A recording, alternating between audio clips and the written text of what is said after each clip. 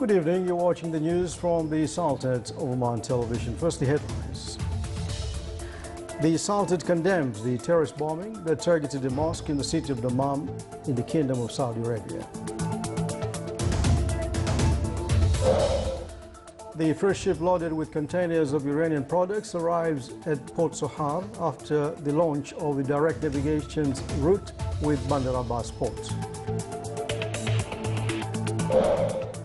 And the U.S. Secretary of State meets his Iranian counterpart in Switzerland for a new round of talks on Iran's nuclear program.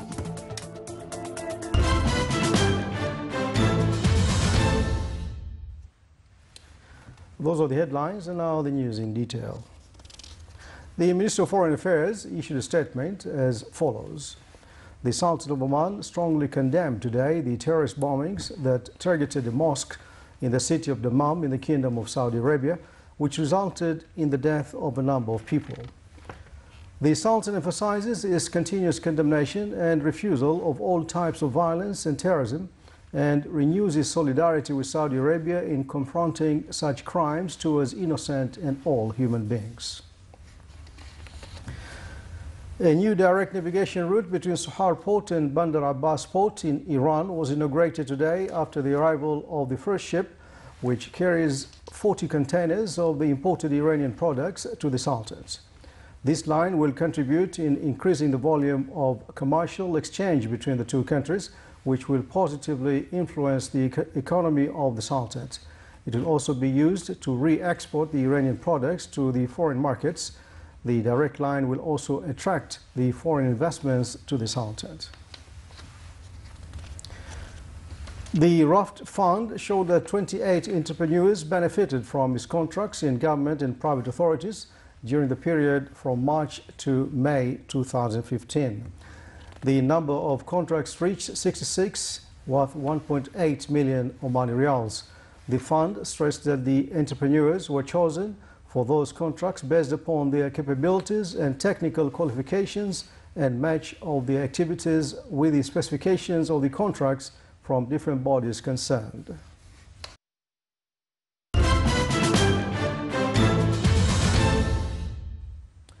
On other news, U.S. Secretary of State John Kerry met his Iranian counterpart Mohammad Javad Zarif in Switzerland today for a new round of talks on Iran's nuclear program.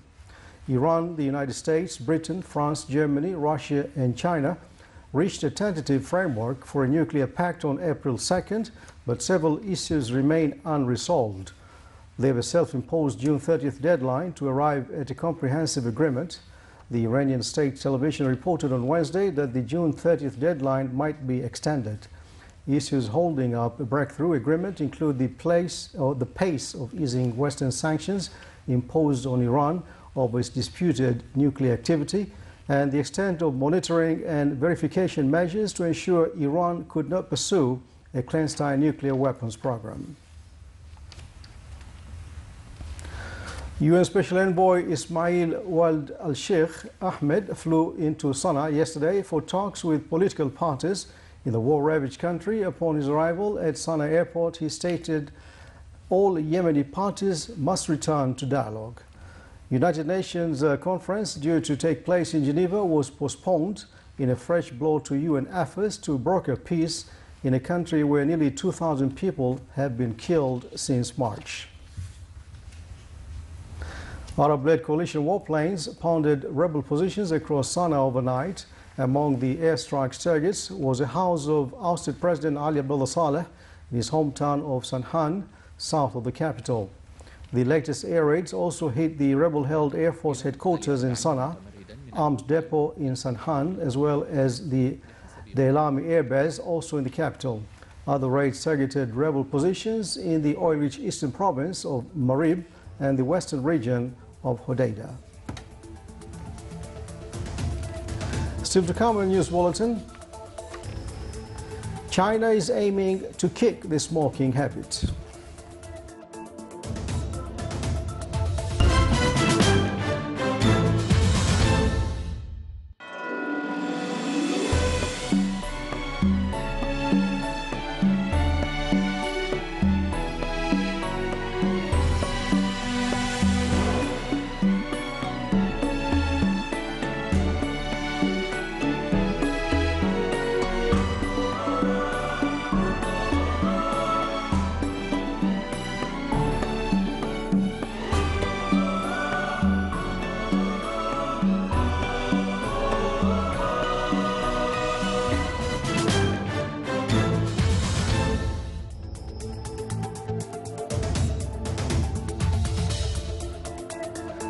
Welcome back to the news from the Sultan of Oman Television.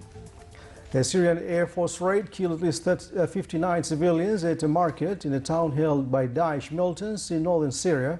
The strike on the town of Al-Bab, northeast of the city of Aleppo, used barrel bombs, steel drums full of shrapnel and explosives. The death toll from a series of barrel bombs rose to 71 civilians. The Syrian Observatory for Human Rights said, meanwhile, the observatory, a second Syrian Air Force raid in a rebel-held part of Aleppo city, killed at least 12 civilians today. Around 20 armed men hijacked two buses in Pakistan's southwestern Balochistan province that killed 22 passengers and battled with security forces.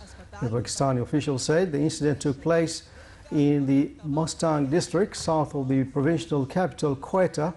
Meanwhile, hundreds of mourners protested today, calling on the government to guarantee their protection. No group has claimed responsibility for the incident yet. The country's paramilitary frontier corps said that 200 troops were taking part in an operation to find the gunmen, while Balochistan Home Minister Safraz Bukti said security forces already killed 2 of the attackers. The Italian Coast Guard said today more than 4,200 migrants trying to reach Europe have been rescued from boats in the Mediterranean in the last 24 hours. Migrants escaping war and poverty in Africa and the Middle East this year have been pouring into Italy, which has been bearing the brunt of Mediterranean rescue operations. Last month, around 800 migrants drowned off Libya in the Mediterranean's most deadly shipwreck in living memory, when their fishing boat capsized and sank. According to the UN Refugee Agency, around 35,500 migrants arrived in Italy from the beginning of the year up to the first week of May. European Union authorities have pressed member states to share the burden of housing refugees more fairly through a resettlement quota system. 4 more bodies were found in flooded waters in the U.S. state of Texas yesterday, according to authorities, as record-setting storms continued to submerge highways and flood homes in the area. At least 28 people have been killed across the United States in the storms, with 24 in Texas alone. Authorities ordered evacuations in several Texas towns, including 30 homes in Wharton, due to the rising Colorado River. U.S. President Barack Obama signed a disaster declaration late yesterday for areas in Texas hammered by severe weather that has killed at least 21 people, caused massive flooding, and prompted evacuations this week. The rainfall for May across the state has already set a new record, and more storms were forecast for Texas over the weekend. In the nearby state of Oklahoma, the storms flooded streets with cars needing to be pushed through knee-deep water. Some roads in the Oklahoma City area were closed due to the flooding, and power was knocked out in parts of the area. Thunderstorms also affected large parts of the region.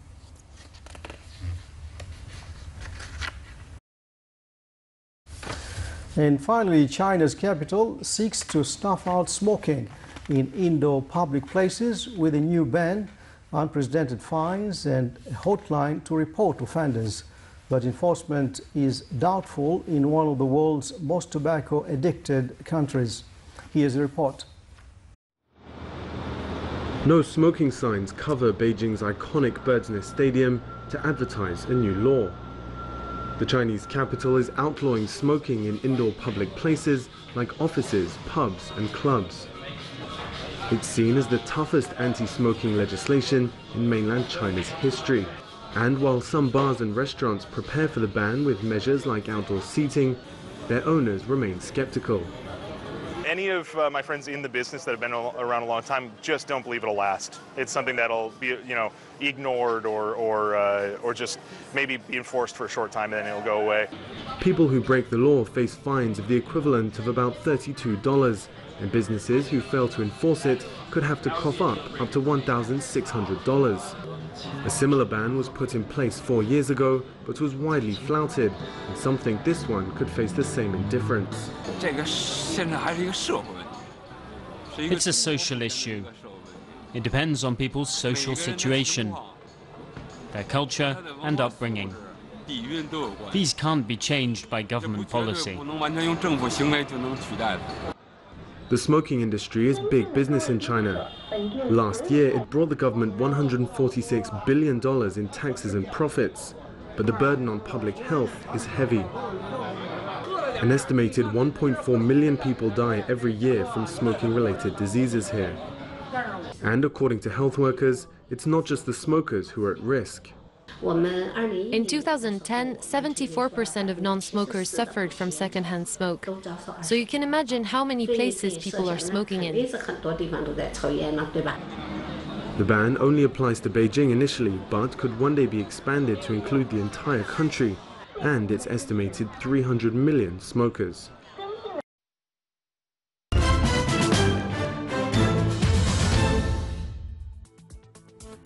The weather forecast: clear to partly cloudy skies beware the coastal area of the Government of Dhofar and the neighboring mountains with chances of scattered rains. In the rest of the Sultanate will have clear skies with chances of scattered rains over parts of the Hajar Mountains.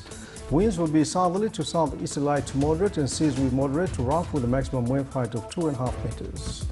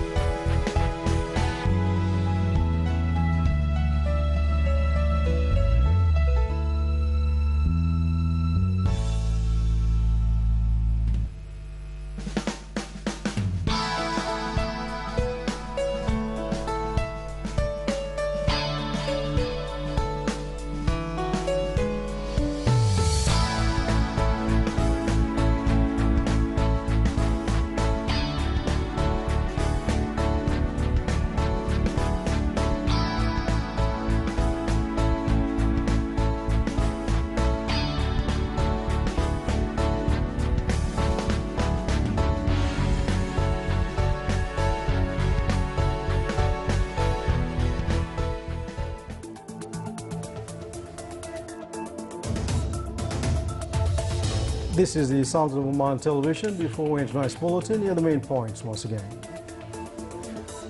The Sultan condemns the terrorist bombing that targeted a mosque in the city of Dammam in the Kingdom of Saudi Arabia. The first ship loaded with containers of Iranian products arrives at Port Sohar after the launch of the direct navigation route with Bandar Abbas port. And the U.S. Secretary of State meets his Iranian counterpart in Switzerland for a new round of talks on Iran's nuclear program. And with that, we come to the end of tonight's news bulletin from all of us here in the newsroom and the studios. Enjoy the rest of the weekend. Good night.